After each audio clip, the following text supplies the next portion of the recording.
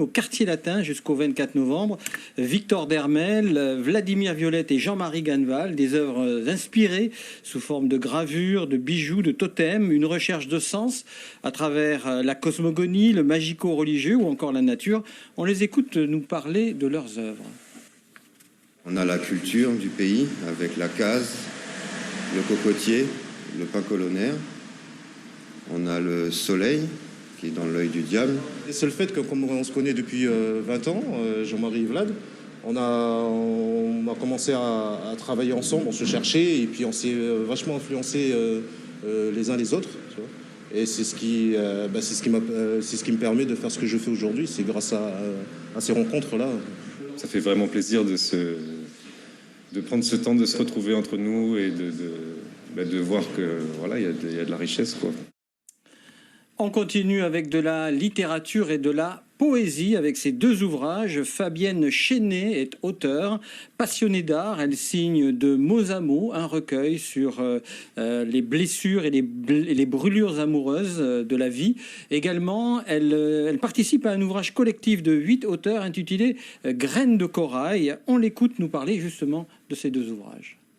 C'est un recueil qui parle de la poésie sans vraiment de fil conducteur, c'est-à-dire que chaque poète a écrit un petit peu ses ressentis, a traité un petit peu de l'actualité, peut-être avec l'amorosité ambiante aussi, comme elle l'a ressentait. Mots à mots, c'est un recueil plus personnel puisque je l'ai édité en mai 2019. Donc c'est un recueil qui est basé surtout sur l'amour, parce que j'écris beaucoup sur l'amour. Et comment dirais-je, j'ai voulu coucher en fait mes mots sur du papier, tous mes ressentis, toutes mes émotions qui sont souvent tripales et très viscérales également, et voilà. Et voilà, on termine cette rubrique culture avec de la peinture. Une exposition coup de cœur de 16 artistes au Chevalet d'Art jusqu'à fin décembre. Parmi ces artistes, Éric Vallée, Fred Fichet, Ghislaine Verdier et Marie Jardine DeVos, peintre artiste australienne de talent. Elle se nourrit de son parcours de vie au contact des aborigènes. Ses tableaux fusionnent les styles et notamment avec le pop art. On l'écoute.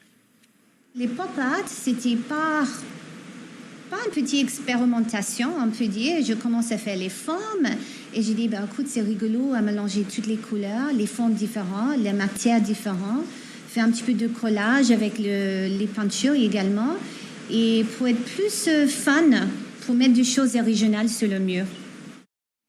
Voilà Thérèse, des idées de sortie pour vous ce week-end.